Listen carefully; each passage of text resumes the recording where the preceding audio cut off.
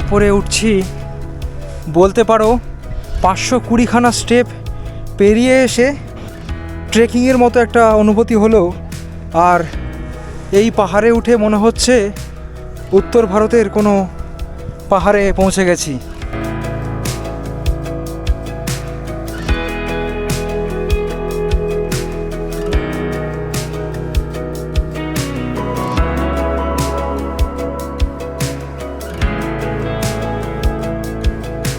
উঠেনি, পুরোটা উঠতে পারিনি। পুরোটা ওঠেননি? পারিনি উঠতে, পায়ে ব্যথা তো, পুরোটা উঠতে পারিনি। জয়চন্ডী পাহাড় যেহেতু কলকাতা থেকে খুবই কাছে, তোমরা কলকাতা থেকে একদিনে বেশ ভালো মতো ঘুরে আসতে পারো। কি হলো, পা ব্যথা হয়ে গেছে? হ্যাঁ বাবা। কোথা থেকে আসছেন? আমরা হাওড়া থেকে আসছি। এই জয়চন্ডী পাহাড়ে এলে মূলত 4টি পাহাড় দেখতে পাওয়া যায়। প্রত্যেকের কিন্তু নাম রয়েছে আলাদা আলাদা। যেমন এটা সম্ভবত যোগীঢাল, অর্থাৎ কলকাতা থেকে তোমরা যদি যেতে চাও কীভাবে যাবে, কোন ট্রেন ধরে যাবে।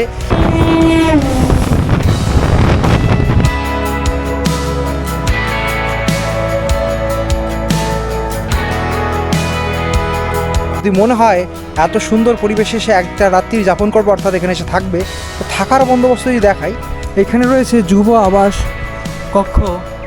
বেশ অনেকগুলো কক্ষ রয়েছে, বিশাল বড় একটি বিল্ডিং, যেখানে তোমরা অনায়াসে একটি রাত কাটাতেই পারো।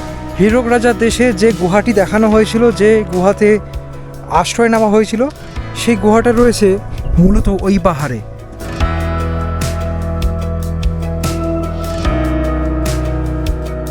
হে guys, welcome back to new episode. আজকে ব্লগটা শুরু করছি কোন্নগর স্টেশন থেকে। বন্ধুরা, বেরিয়ে পড়েছি একটা নতুন ডেস্টিনেশনের উদ্দেশ্যে। হ্যাঁ, আজকে ভিডিওর মাধ্যমে তোমাদের এমন একটা জায়গার সন্ধান দেবো যেখান থেকে তোমরা কলকাতা থেকে বেশ ভালো মতো ঘুরে আসতে পারবে। ভিডিওর থাম্বনেল এবং টাইটেল থেকে তোমরা বুঝতেই পেরেছো আজকে আমি ঠিক কোথায় যাচ্ছি। হ্যাঁ, আজকে আমি যাচ্ছি জয়চন্ডী পাহাড়ে। জয়চন্ডী পাহাড় যেহেতু কলকাতা থেকে খুবই কাছে, তোমরা কলকাতা থেকে একদিনে বেশ ভালো মতো ঘুরে আসতে পারো। তো এই জয়চন্ডী পাহাড় তোমরা কী করে পৌঁছাবে, অর্থাৎ কলকাতা থেকে তোমরা যদি যেতে চাও কীভাবে যাবে, কোন ট্রেন ধরে যাবে, কেমন কী খরচা রয়েছে, তাছাড়া সেখানে ঘুরে দেখার কেমন কী রয়েছে, খাওয়া দাওয়ার কেমন কী ব্যবস্থা রয়েছে, প্রত্যেকটা যাবতীয় ইনফরমেশন নিয়ে থাকছে আজকের এই ভিডিও। তো আশা করি আজকের ভিডিও তোমাদের অন্যান্য ভিডিওর মতো বেশ ভালো লাগবে, তাই ভিডিওটা শেষ অবধি দেখতে দেখো। এই যে আমি এখন রয়েছি কোন্নগর স্টেশনে ঠিক 3 নম্বর প্ল্যাটফর্মে, আর এখন 3 নম্বর প্ল্যাটফর্মে আসছে বর্ধমান লোকাল। এই বর্ধমান লোকাল ধরে প্রথমে আমাকে বর্ধমান অবধি পৌঁছতে হবে, কারণ জয়চন্ডী পাহাড় যাওয়ার জন্য ডাইরেক্ট কোনো হাওড়া থেকে ট্রেন নেই। এবার আসানসোল থেকে ট্রেন চেঞ্জ করে যাওয়া যায়, সেক্ষেত্রে সকাল সকাল ট্রেনগুলো ধরে, অর্থাৎ এক্সপ্রেস ট্রেন রয়েছে অনেকগুলো এক্সপ্রেস ট্রেন, যেগুলো ধরে তোমরা আসানসোল অবধি পৌঁছতে পারো, এবং সেখান থেকে লোকাল ট্রেন অর্থাৎ মেমু ট্রেন ধরে কিন্তু জয়চন্ডী পাহাড় অবধি পৌঁছানো যায়। তো যেহেতু একটু বেলার দিকে বেরিয়েছি, এখন বর্ধমান লোকাল ধরে পৌঁছাবো বর্ধমান অবধি, সেখান থেকে ট্রেন চেঞ্জ করে আসানসোল, এবং আসানসোল থেকে পৌঁছাবো জয়চন্ডী পাহাড় অবধি।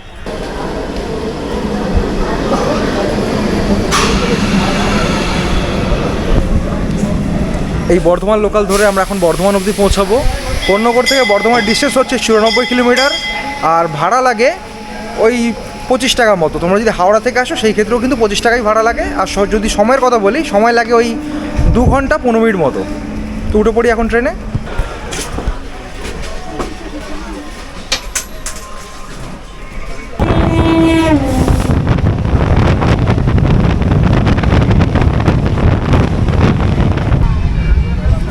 সকাল সকাল বাড়ি থেকে বানিয়ে আনা চাউমিন দিয়ে এখন আমাদের টিফিনটা সারছি।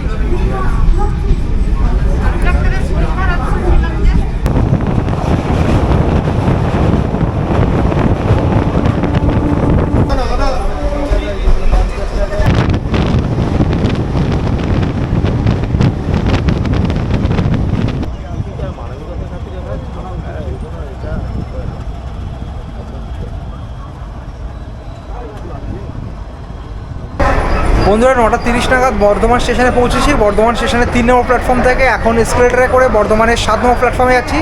সেখানে রয়েছে বর্ধমান আসানসোল মেমু, ওই ট্রেন ধরেই আজকে আমরা আসানসোল অবধি যাব।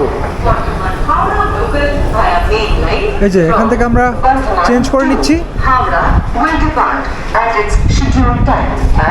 হাওড়া থেকে অনেক এক্সপ্রেস ট্রেনও থাকে সকালের দিকে, সেই ট্রেনগুলো করে এলে ডাইরেক্ট তোমরা হাওড়া থেকে একদম আসানসোল অবধি পৌঁছে যেতে পারবে। সেই ক্ষেত্রে তোমাদের আর আমাদের মতো স্প্লিট জার্নি করতে হবে না।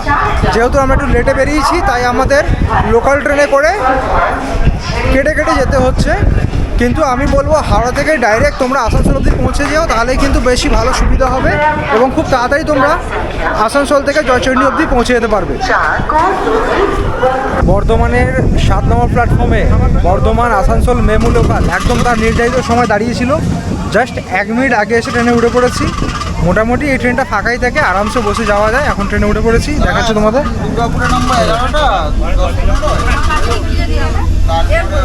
ট্রেন মোটামুটি ফাঁকাই থাকে বর্ধমান থেকে আসানসোল যাওয়ার জন্য। এই ট্রেনটা কিন্তু যথাযথ, তোমরাও কিন্তু এইভাবে যেতে পারো। তাছাড়া যেমন তোমাদের বললাম, হাওড়া থেকে তোমরা সকালের দিকে যে এক্সপ্রেস ট্রেনগুলো রয়েছে ডাইরেক্ট যেগুলো আসানসোল অবধি যাচ্ছে, তোমরা সেই ট্রেনগুলো ধরার চেষ্টা করো, তারা তোমরা তাড়াতাড়ি পৌঁছে যেতে পারবে।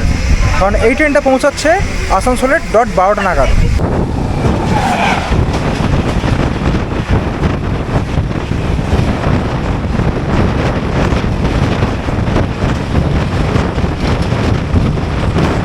একটু আগে দুর্গাপুর ছেড়ে এখন ওয়ারিয়া ঢুকছি, আর আমাদের সাথে এখন দেখা হয়ে যাবে 63520 বোকারো স্টিল সিটি বর্ধমান মেমু।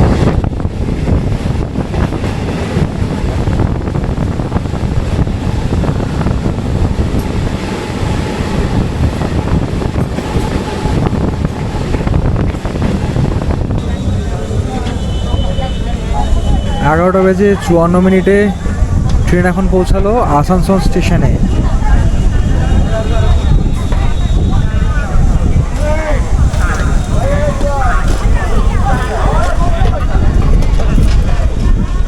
স্টেশনে এখন কাজ চলছে, তাই স্টেশনের এরকম কিছুটা অবস্থা দেখতে পাচ্ছ।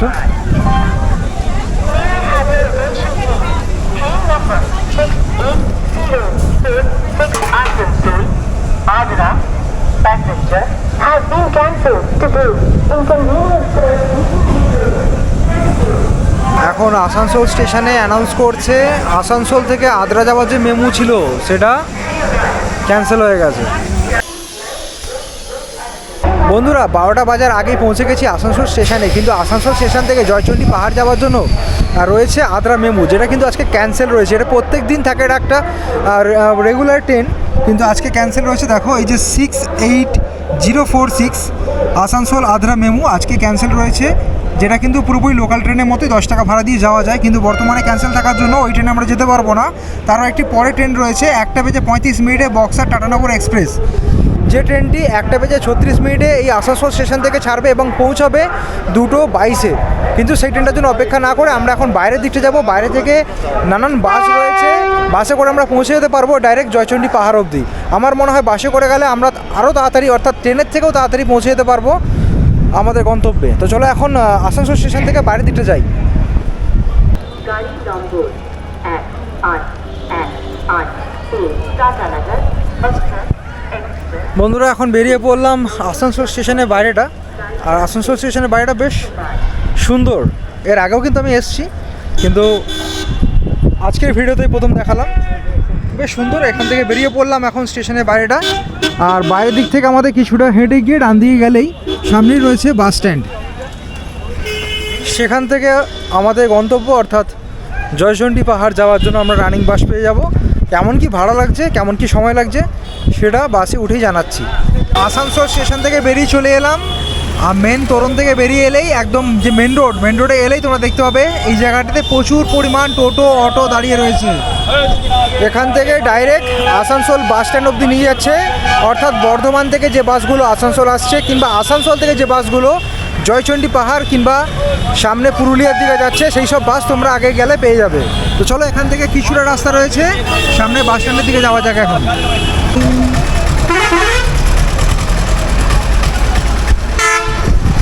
বন্ধুরা আমি এখন চলে এলাম আসানসোল বাস স্ট্যান্ডে। এখান থেকে আমরা ডাইরেক্ট পুরুলিয়া যাওয়ার বাস পাবো, যে বাসে করে আমরা পৌঁছে যেতে পারবো জয়চণ্ডী পাহাড় অবধি।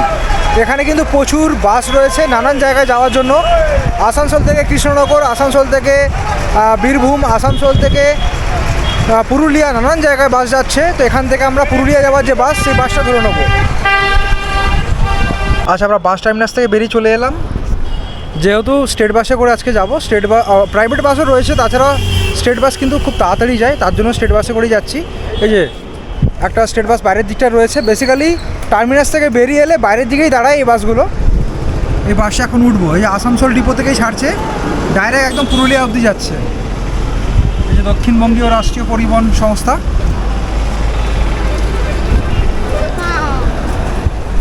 এই বাসে এখন যেতে হবে। বসার সিট দেখি পাই কিনা, সিট রয়েছে বেশ অনেকগুলোই সিট রয়েছে। আশা করি যেতে কোনো অসুবিধা হবে না, বসার সিট আমরা পেয়ে যাবো এখানে। বন্ধুরা, আসানসোল বাস স্ট্যান্ড থেকে বাস ছেড়ে দিয়েছে, আমরা এখন যাচ্ছি জয়চণ্ডী পাহাড় অবধি। এই বাসে করে জয়চণ্ডী পাহাড় অবধি যেতে ভাড়া লাগবে জনপ্রতি 30 টাকা, আর সময় লাগবে ওই ঘন্টা দেড়েক মতো।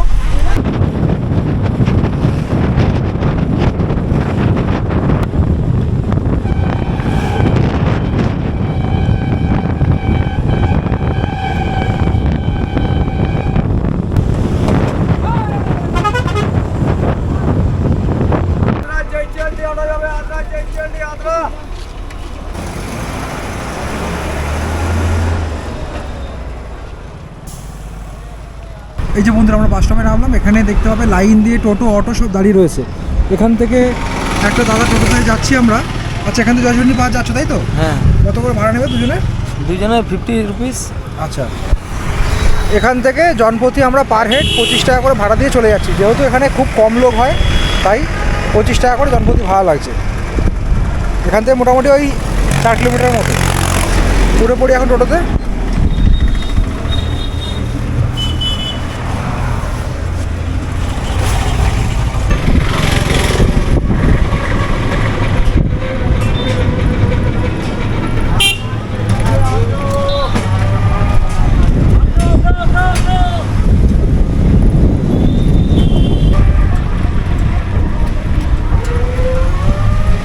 দাদা, এই পুকুরটা সেই সিনেমাতে দেখানো হয়েছিল না, হীরক রাজাদের সাথে?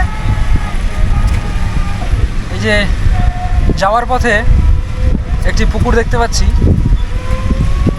এই সেই পুকুর যে পুকুরে হীরক রাজার দেশে শুটিং হয়েছিল এবং বেশ নাম করা এই পুকুরটি।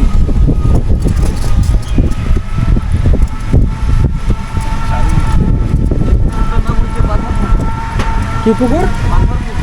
আর লোকাল বাসিন্দারা এই পুকুরটাকে বলেন পাথর পুকুর। আর যাওয়ার পথে তোমরা দেখতে পাবে রঘুনাথপুরের ইস্কন মন্দির। এই যে এখান থেকে শুরু হয়ে গেল পাহাড়ের টিলাগুলো।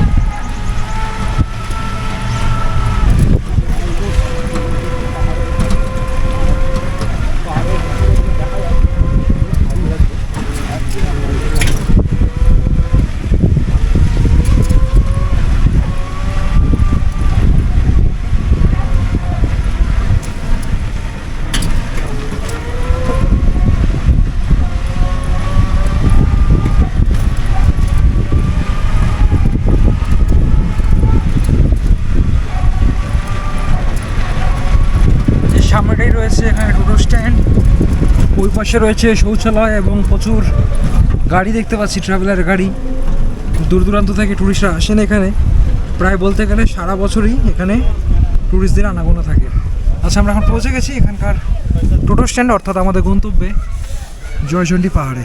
ওইটা হচ্ছে পাহাড়ের এন্ট্রেন্স, আর দাদা আমাদের এখানে নামিয়ে দিয়েছেন। তো এখন চলো পাহাড়ের ওপর উঠবো। আর আশেপাশে দেখতে পাচ্ছি প্রচুর এখানে দোকানপাট রয়েছে, যেমন চা, কোল্ড ড্রিঙ্কস, সেগুলো বিক্রি হচ্ছে। আরও অনেক দোকান রয়েছে।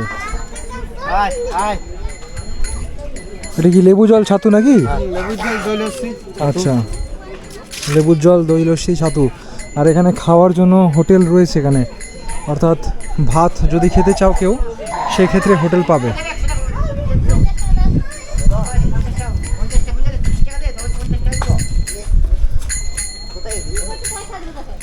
আর ওপরে পাহাড়ে ওঠার জন্য সিঁড়ি করা রয়েছে। এই যে শ্রী শ্রী জয়চণ্ডী মাতার বজরংবলীর মন্দির। এখানে জয়চণ্ডী মাতার সাথে সাথে বজরংবলীরও মন্দির রয়েছে।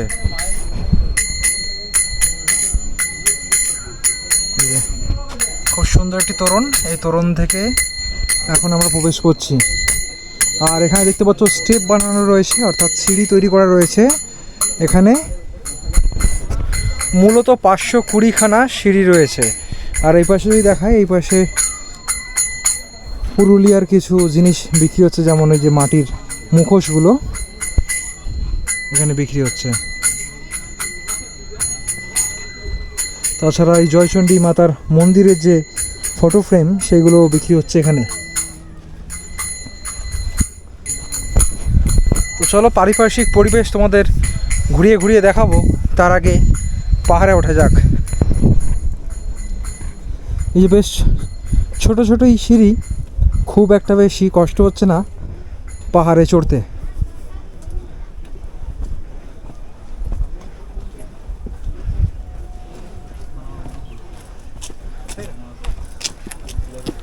আর সামনেও কিছু দোকান রয়েছে যেখানে এই লেবু জল, তারপর ভাতের হোটেল রয়েছে, ভাত রুটি সবজি মাছ মাংস সবই পাওয়া যাচ্ছে এখানে।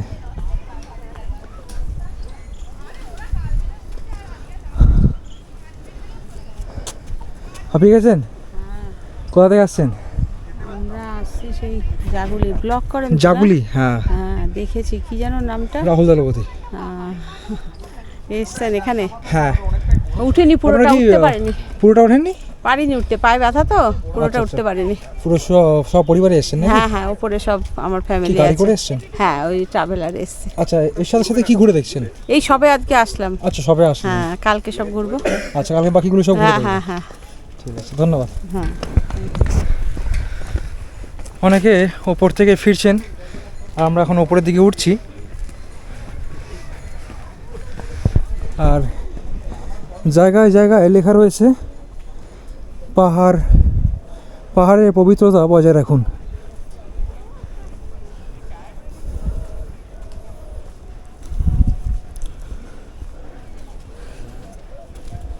এগুলো কি কাঠের জিনিস বিক্রি হচ্ছে?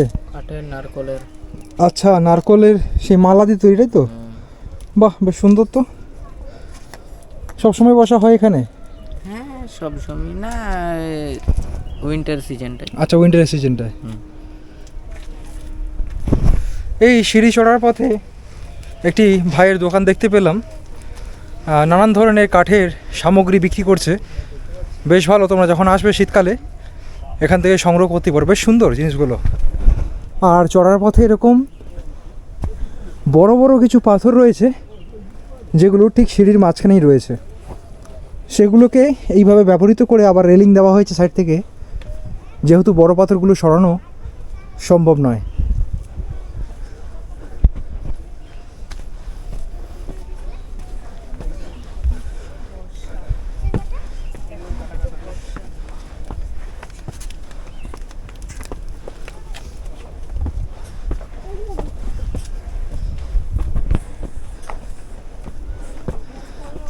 একটা ছোট খুদেকে দেখতে পাচ্ছি পাহাড় থেকে নামছে। মন্দির দেখা হলো? আচ্ছা, আবার উঠছে না পোকা, আবার উঠছিস কেন? ওই তো ওখানে গিয়ে বসবো। বেশ অনেকগুলোই সিঁড়ি রয়েছে। কি হলো, পা ব্যথা হয়ে গেছে? হ্যাঁ বাবা, কোথা থেকে আসছেন? আমরা হাওড়া থেকে আসছি। হাওড়া কোথা থেকে? আমি তো কন্যগর থেকে আসছি। হাওড়া ময়দান। হাওড়া ময়দান। হ্যাঁ। আচ্ছা, আপনি ফিরে কি রিলস করছেন? ব্লগ হচ্ছে। আপনি কি ফিরে যাবেন নাকি থাকবেন? না, থাকবো এখানে। আচ্ছা, আমরা তো আজকে ফিরে চলে যাব। ও, চলে যাবেন? আচ্ছা আচ্ছা। আবার রাতে ট্রেন ধরে বাড়ি। ও, আপনি কোথায় থাকেন? কন্যগর। কন্যগর। একা এসছেন? না, বন্ধু এসছে। ও আচ্ছা আচ্ছা। এই ব্লগের জন্য। ও ভালো ভালো ভালো, ঠিক আছে ঠিক আছে। বেশ অনেকগুলোই সিঁড়ি, আস্তে আস্তে ওপরের দিকে যাচ্ছি।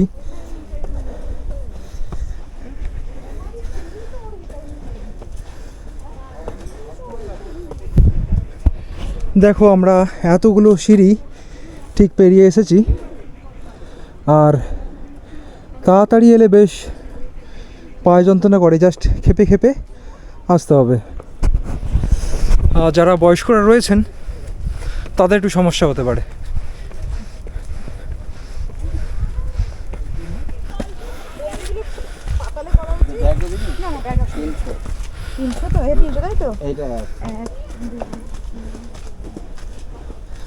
শুধু বড় বড় পাথর নয়, সাইডে অনেক গাছগাছালিও দেখতে পাচ্ছি।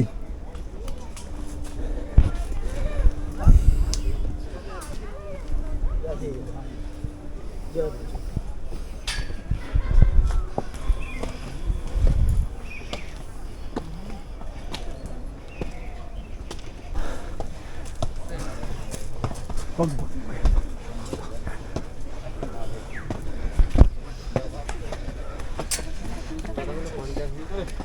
যে এতগুলো সিঁড়ি উঠে আসার পর এইখানেও একটি দোকান দেখতে পাচ্ছি। লেবু জল কি কি বিক্রি করা হচ্ছে ভাই? লেবু জল, जैसे पूरी अमूल कूल स्प्राइट ठंडा আছে আচ্ছা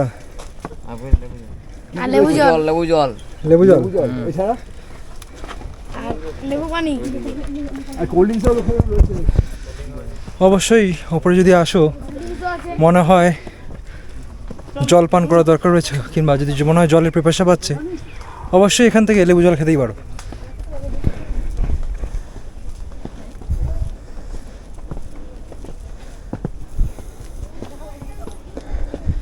পাহাড়ে ওঠার পথে একটি বিশাল বড় এরকম দুর্গ দেখতে পাচ্ছি। দুর্গ ঠিক কিনা জানি না, অনেকটা ওয়াচ টাওয়ারের মতো দেখতে। একটি ধ্বংসাবশেষ রয়েছে যেটি এখনও সোজাভাবে দাঁড়িয়ে রয়েছে, কিন্তু এটি ঠিক কী ছিল সেটি বোঝা এখন দায়। চলো এখন ওপরের দিকে যাব। এই প্রায় এসে গেছি বলতে গেলে, সামনেই রয়েছে মন্দিরটি।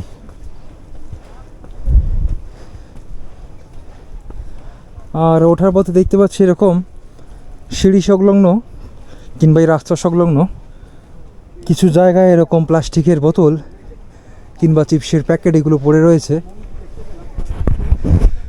এখানে আগত ট্যুরিস্টদের কাছে আমি অনুরোধ করব, যারা এই ভিডিওটা দেখছেন অবশ্যই এই জায়গাগুলোকে পরিষ্কার রাখা আমাদেরই দায়িত্ব। এখানে আসুন, জায়গাটিকে উপভোগ করুন, অনেক অনেক ফটো তুলুন, ভালো ভালো স্মৃতি নিয়ে যান বাড়িতে, কিন্তু এইভাবে জায়গাগুলোকে প্লিজ নোংরা করবেন না।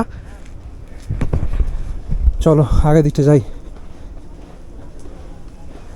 এক প্রকার কথা বলতেও যেন কষ্ট হচ্ছে, কারণ আমরা কোনো রকমভাবে বিরাম না নিয়েই পুরোপুরি পাহাড়ে উঠে এসেছি।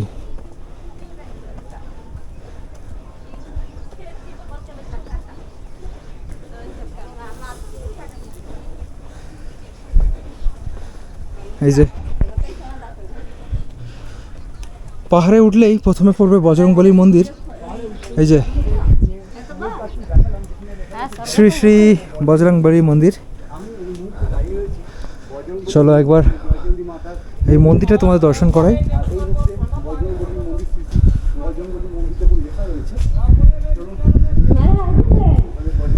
এই যে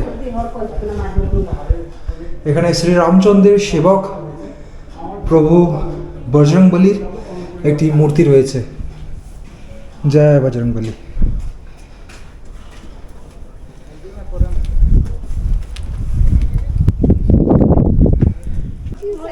বজরংবলীর মন্দির তোমাদের দর্শন করিয়েছি, তার উপরেই রয়েছে এই যে জয়চণ্ডী মাতার মন্দির।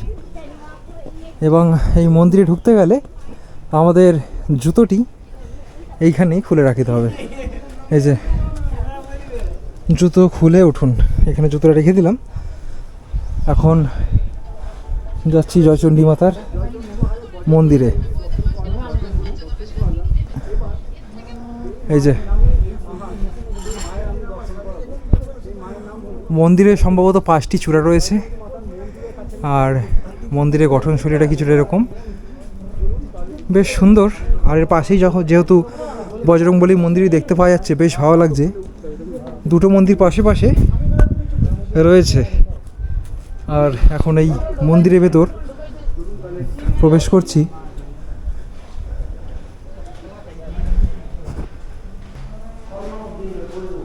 এই যে জয়চণ্ডী মাতার মন্দিরে এখন প্রবেশ করলাম। আর মন্দিরের গর্ভগৃহে মা এখানে রয়েছেন, অধিষ্ঠিত রয়েছেন। আর এখানে শ্রী জয়চণ্ডী মাতা, জয়চণ্ডী পাহাড় লেখা রয়েছে এখানে। এটি ভালো সুন্দর একটি ফটো ফ্রেম রয়েছে এখানে। আর মা এখানে নিত্য পূজিতা হন, সেটি দেখেই ভালোভাবেই বোঝা যাচ্ছে। আর এই জয়চণ্ডী মাতার মন্দিরের ঠিক চাতালে এরকম কিছু দোকান রয়েছে, যেখান থেকে তোমরা পুজোর সামগ্রী, অর্থাৎ পুজো দেওয়ার যে সামগ্রী সেগুলো কিনে এখানে পুজো দিতে পারো। এই যে নানান ধরনের মিষ্টান্ন মায়েরকে উৎসর্গ করার জন্য এখানে চুন্ডি রয়েছে, তাছাড়া ধূপবাতি মোমবাতি এখানে রয়েছে। আর এখানকার স্মৃতি হিসেবে নিয়ে যাওয়ার জন্য এখানে নানান জিনিস দেখতে পাচ্ছি, যেমন লকেট রয়েছে, নানান ধরনের আধ্যাত্মিক লকেট। তাছাড়া এখানে জয়চণ্ডী মাতার মন্দিরের যে ফটো ফ্রেম সেইগুলো এখানে বিক্রি হচ্ছে। আর এই মন্দির সংলগ্ন একটি জায়গা রয়েছে যেখানে দেখতে পাচ্ছি এখানে তুলসী মঞ্চ রয়েছে, তাছাড়া এখানে একটি শিবলিঙ্গ এবং মা কালীর ফটো ফ্রেম রয়েছে। আর এই পাশে যদি তোমাদের দেখাই, এইখানে রয়েছে একটি যজ্ঞকুণ্ড, যেখানে বিশেষ বিশেষ তিথিতে যজ্ঞাকি কাজ সম্পন্ন করা হয়। এই যে একটি যজ্ঞকুণ্ড ঠিক মায়ের মন্দিরের সামনে।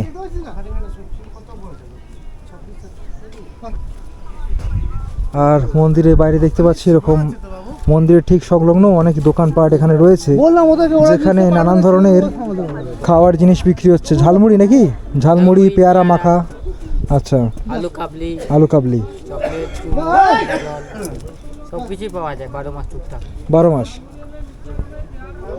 এই যে এরকম দোকানও এই পাশেও রয়েছে। এই যে দাদা ভাইরাও এখানে দোকান দিয়েছেন। আমাকে জিজ্ঞেস করো। আর ওই পাশেও দোকান দেখতে পাচ্ছি। আচ্ছা, আপনাকে জিজ্ঞেস করব কি কি বিক্রি করছেন এখানে? এই যে আলু কাবলি, আচ্ছা, ঝালমুড়ি, তারপরে চানা চটপটি, আচ্ছা, তারপরে লেবু জল, আচ্ছা, জলের বোতল, এগুলো সব পাওয়া যাচ্ছে। হ্যাঁ, আচ্ছা, উপরে চকলেট। একদম পাহাড়ের ঠিক উপরে বিক্রি করছেন বলে কি দাম কি বেশি নাকি একই দাম নিচ্ছেন সব কিছু? না না, সময় বেশি হলে কম হলে। আচ্ছা, জলের বোতল কত টাকা এখানে? 20 টাকা। 20 টাকা। হুম। আচ্ছা, মানে নিচে তো 20 টাকাই বিক্রি হয়, হ্যাঁ, সব জায়গায় তো 20 টাকাই। বাহ। এতগুলো সিঁড়ি উঠে আসার পর পাহাড়ের ঠিক ওপরে এখানে দোকানগুলো দেখতে পেয়েছি। এই যে কাকু এখানে দোকান দিয়েছেন, জলের বোতল থেকে শুরু করে নানান ধরনের এই যে চুরমুর, তাছাড়া ছোলা ভাজা, বাদাম ভাজা এসব দিচ্ছেন। একই রকম দাম, যে নিচে যে দামে বিক্রি হয়ে থাকে সেই দামই কিন্তু এখানে পাওয়া যাচ্ছে। তো অবশ্যই যদি ওপরে উঠে আসো, যদি মনে হয় কিছু এখানে বসে সময় কাটাবে, কিছু খাবে দাবে, অবশ্যই কিন্তু এখান থেকে কিনে খেতে পারো। মন্দিরে তো তোমাদের দর্শন করালাম, আর মন্দির দর্শন হয়ে গেলে এই যে পাহাড়ে যে সৌন্দর্য সেটা তোমরা এখান থেকে এসে উপভোগ করতে পারো। অপরূপ সুন্দর। আর এখান থেকে পুরোপুরি এই রঘুনাথপুর গ্রামটিকে বেশ ভালোভাবে বোঝা যাচ্ছে। দেখো ওই পাশেও দুখানা পাহাড় দেখতে পাচ্ছি, এবং এইখানে একটি বড় পাহাড় রয়েছে। দেখো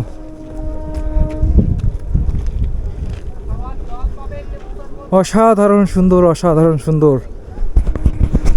কলকাতার এত কাছে সত্যি এরকম একটি পাহাড়ের সন্ধান যে আদৌ রয়েছে সেটা না এলে বুঝতে পারতাম না।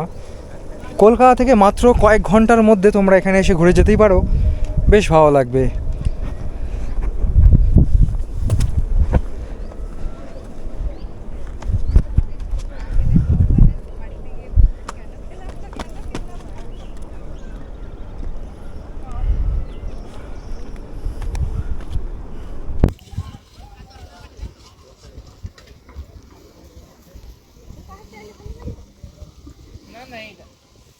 এই জয়চণ্ডী পাহাড়ে এলে মূলত 4টি পাহাড় দেখতে পাওয়া যায়। প্রত্যেকের কিন্তু নাম রয়েছে আলাদা আলাদা। যেমন এটা সম্ভবত যোগীঢাল, আর আমরা যেটা এখন দাঁড়িয়ে রয়েছি এটি জয়চণ্ডী পাহাড়, যেটাকে চণ্ডী পাহাড়ও বলে। এবং এই পাশে আরও দুটি রয়েছে, সিজানো ও রামসীতা। দেখো পরপর এখানে 4টি পাহাড় রয়েছে।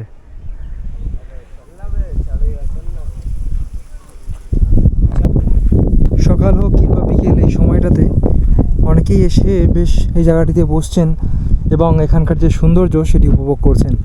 কিন্তু কিছু কিছু জায়গা আছে যেগুলো খুবই বিপজ্জনক, যেমন এই পাশে জায়গাটাই দেখতে পাচ্ছ, এখানে অনেক ছোট ছোট বালি কিংবা নুড়ি পাথর রয়েছে।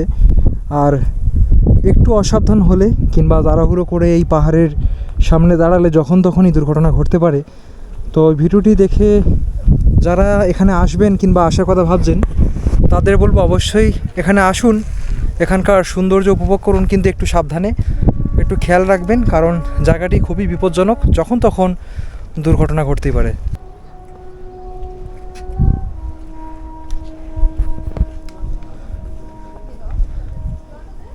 এই যে মন্দির সংলগ্ন আরও কিছু জায়গা রয়েছে, যেমন এই পাশেও একটি পাহাড় রয়েছে।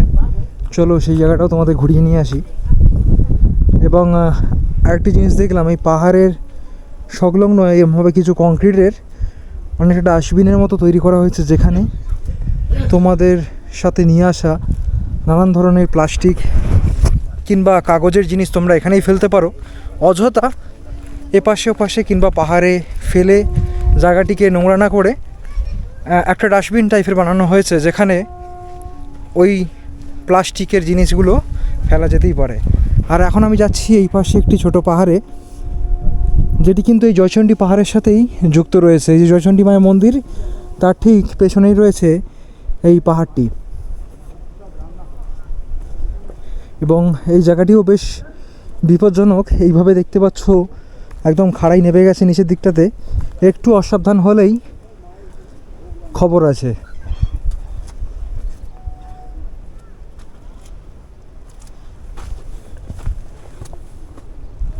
আর এইখান থেকেও বেশ পাহাড়ের ওপরে উঠছি, বলতে পারো 520খানা স্টেপ পেরিয়ে এসে ট্রেকিংয়ের মতো একটা অনুভূতি হলো। আর এই পাহাড়ে উঠে মনে হচ্ছে উত্তর ভারতের কোনো পাহাড়ে পৌঁছে গেছি। অসাধারণ এক্সপিরিয়েন্স, অনবদ্য সত্যি। এই যে আমি ঠিক এখন চলে এলাম একদম ওপরটাতে। দেখো এখান থেকে কত সুন্দরই না দেখতে লাগছে। এখানকার পারিপার্শ্বিক পরিবেশ অপরূপ সুন্দর।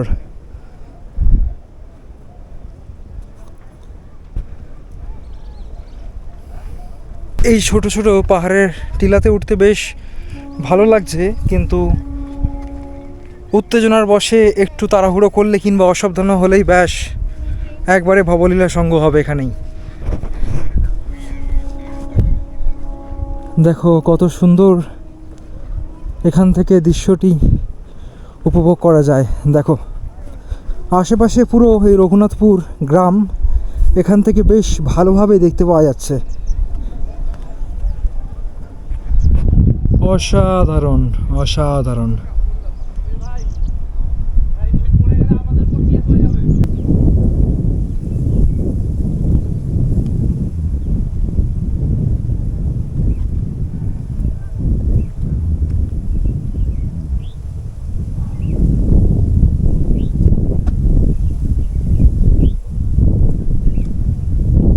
বন্ধুরা, সপ্তাহ শেষে কলকাতা থেকে জাস্ট কয়েক ঘন্টা দূরত্বে রয়েছে এই জায়গাটি। একবার যদি এখানে এসে কিছুক্ষণ বা কয়েক মুহূর্ত যদি এসে সময় কাটাও, যেন নিজেকে নতুন করে আবার ফিরে পাবে। এত সুন্দর এই জায়গাটি, জাস্ট তোমরা মুগ্ধ হবে। ওপরে ওঠার সময় কষ্ট হলেও নিচে নামার সময় কোনো রকম কষ্ট মনে হচ্ছে না। আর কয়েক ঘন্টার সময় কীভাবে যে কেটে গেল সেটা টেরও পেলাম না। সত্যিকারে এখানকার পরিবেশ এত সুন্দর, এবং পাহাড়ের ওপরে বসে এত সুন্দর হাওয়া লাগছিল, মনটা জাস্ট ভরে গেল। মনে হচ্ছিল যেন এখানেই থেকে যাই, আরও কিছুক্ষণ সময় কাটিয়ে যাই, কিন্তু কিছু করার নেই। যেহেতু আমাদের ওয়ান ডে ট্যুর, একদিনেই আমাদের ফিরে যেতে হবে, এবং আজকে সন্ধ্যেবেলা ট্রেন ধরে আমরা আজকে বাড়ির দিকে ফিরবো। তাই এখন নেমে যাচ্ছি এখান থেকে, নাহলে হয়তো আরও কিছুক্ষণ সময় কাটাতাম।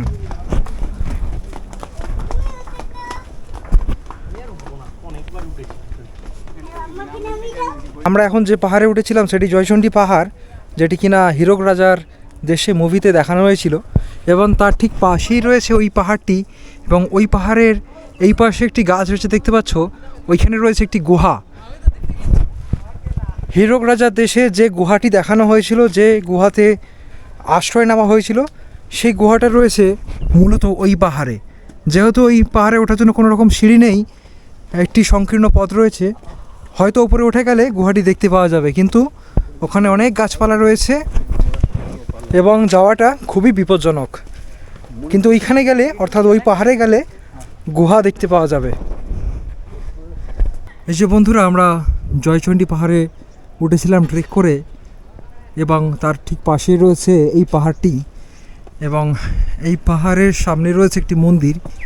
চলো এই মন্দিরটাও একবার দর্শন করে আসি।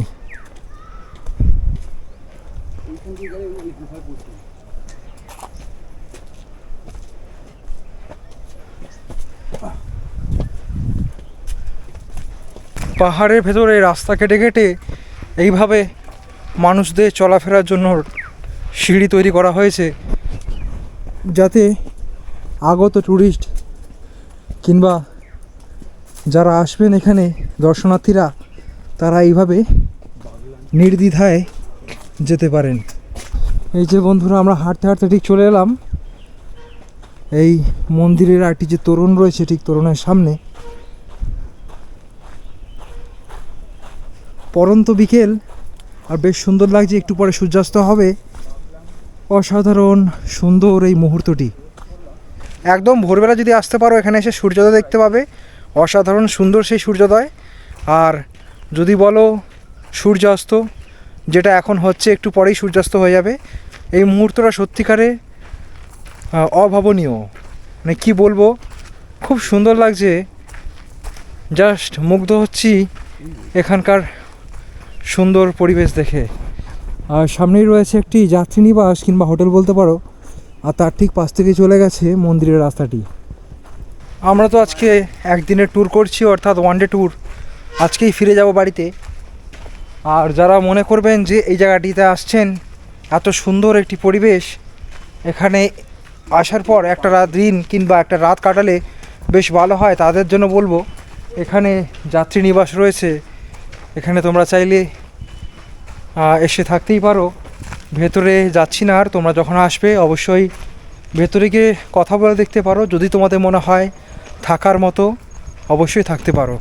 তো আমরা এখন চলে এলাম এই ঠিক কালীমাতা মন্দিরের সামনে। এই যে কালীমাতা মন্দিরের একটি তোরণ এখানে দেখতে পাচ্ছি, অনেকগুলো তোরণ আমরা পেরিয়ে এলাম। এটি হচ্ছে মূল ফটক কিংবা মূল প্রবেশদ্বার। এখান থেকে এখন আমরা প্রবেশ করব। আর সামনে রয়েছে একটি ছোট্ট দরজা যেটি খোলা রয়েছে, এটা দিয়ে এখন প্রবেশ করছি ভেতরে। এই যে খুব সুন্দর একটি মন্দির সামনে দেখতে পাচ্ছি।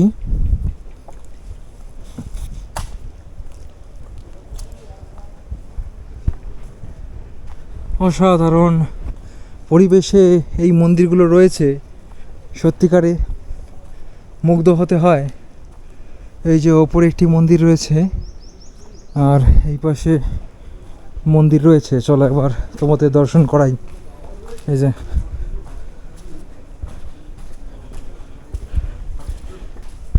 আচ্ছা বন্ধুরা, এই মন্দিরে আমরা রাধাকৃষ্ণের যুগল মূর্তি দেখতে পাচ্ছি, তাছাড়া একটি মনসা দেবীর মূর্তি অর্থাৎ মা মনসারও মূর্তি দেখতে পাচ্ছি। জয় মা মনসা, রাধে রাধে। আর এই পাশে রয়েছে একটি বড় মন্দির।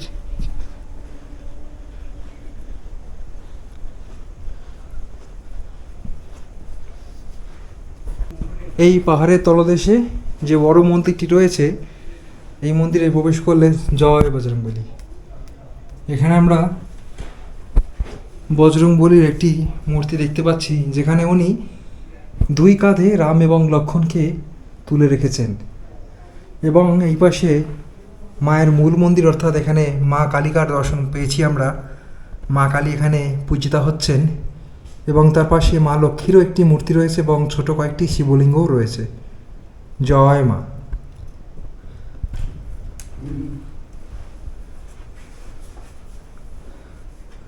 আর এখানে যিনি থাকেন, অর্থাৎ যিনি এখানে পূজা আর্চা করেন, সেবায়িত সাধু বাবা, উনি এখানে থাকেন সাধারণত।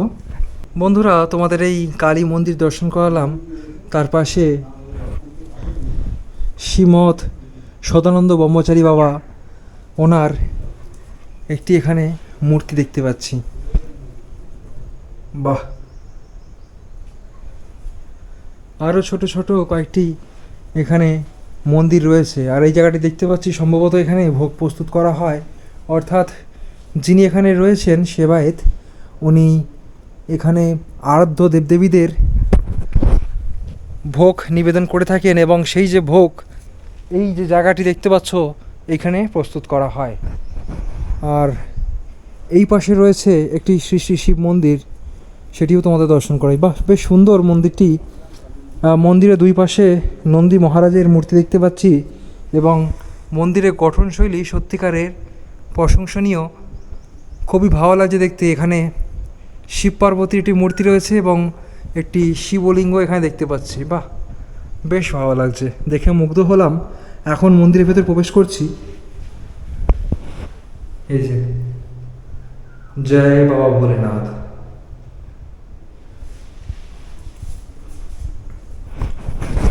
মন্দিরের ভেতর কয়েকটি শিবলিঙ্গ দেখতে পেলাম, যেগুলো এখানে পুজো করা হয়।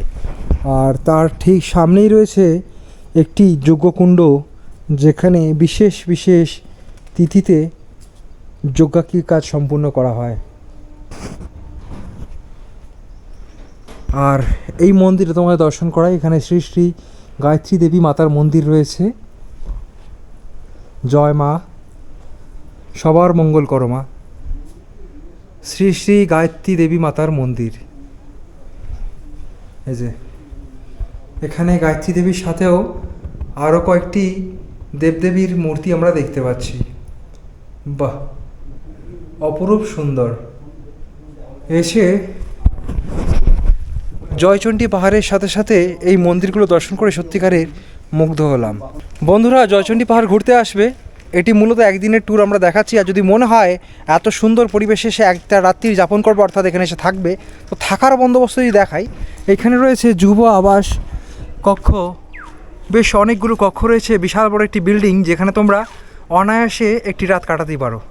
এই যে যদি মনে হয় এখানে এসে থাকবে, বেশ বড় বিল্ডিং রয়েছে, এখানে অনেকগুলো রুম রয়েছে, তোমরা অনায়াসেই এখানে থাকতে পারবে। বন্ধুরা, আমরা এখন জয়চণ্ডী পাহাড় থেকে তার পাশে যে পাহাড়টি ছিল, সেখানে কিছু ছোটো ছোটো মন্দির ছিল, সেই মন্দিরগুলো তোমাদের দর্শন করালাম। এখন আবার বাইরের দিকটা চলে এলাম। আর এই যে বিশাল বড় মাঠটা ঘুরে এখন সামনেই রয়েছে একটি পুকুর। সেই পুকুর বলতে পারো কিংবা জলাশয় বলতে পারো, চলো সেটা একবার তোমাদের দেখাই। এই যে দেখো, এই যে এই সেই দিঘি, যেটি হীরক রাজার দেশে চলচ্চিত্রে দেখানো হয়েছিল। আর এই সেই পাহাড়ের ঠিক উপরি অংশে, অর্থাৎ ওই যে গাছগুলো দেখতে পাচ্ছ, ওইখানে রয়েছে একটি গুহা, যে গুহাটি হীরক রাজার দেশে যিনি মাস্টার মশাই ছিলেন কিংবা যিনি শিক্ষক ছিলেন, এই গুহার ভেতরেই আশ্রয় নিয়েছিলেন। বন্ধুরা, জয়চণ্ডী পাহাড় দেখলাম, এবং পাহাড় দেখার পর আশেপাশে যতগুলো মন্দির ছিল সেগুলো তোমাদের দর্শন করিয়েছি। তার পাশেই রয়েছে এই দিঘিটি কিংবা জলাশয়টি, যেটি হীরক রাজার দেশে চলচ্চিত্রে দেখানো হয়েছিল, সেটাও তোমাদের দেখিয়েছি। এবং একটা জিনিস তোমাদের দেখানো বাকি ছিল, যেটা যাওয়ার সময় আমি দেখিয়েছিলাম কিন্তু তোমাদের দেখানো হয়নি, এখন তোমাদের দেখাচ্ছি।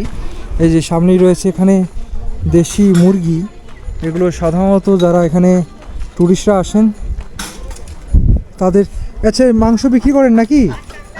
আচ্ছা, এখানে দেশি মুরগি দেখতে পাচ্ছি, হাঁস দেখতে পাচ্ছি। এগুলো কি হোটেলে রান্না করেন নাকি, মানে কেউ যদি আসে পুরো গ্রুপ?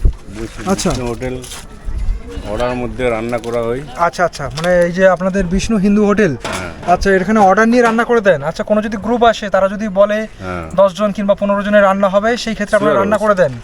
আর এই যে দেশি মুরগি দেখতে পাচ্ছি, এই যে হাঁস দেখতে পাচ্ছি, এগুলো সব রান্না। আচ্ছা, কেমন কি দাম নিয়ে থাকেন সাধারণত, ধারণা দিয়ে দিন তো। 450 টাকা কেজি, প্লাস হাঁস 400। আচ্ছা, 450 টাকা কেজি দেশি মুরগি। হ্যাঁ, রান্না 150 টাকা করে, 1 কেজিতে 150 টাকা। আচ্ছা, মানে সেই হিসেবে আপনারা নিয়ে থাকেন, তাই তো? তাছাড়া আপনাদের এমনি হোটেলে ভাত তো পাওয়াই যায়, ভাত, এমনি ভাত, ডাল, সবজি অ্যাভেলেবেল, তাই তো? এই যে আমাদের দোকান। আচ্ছা, হ্যাঁ, দোকানটা যাওয়ার সময় আমরা দেখেছিলাম। হ্যাঁ, ঠিক আছে, আর গেলাম না ভেতরে।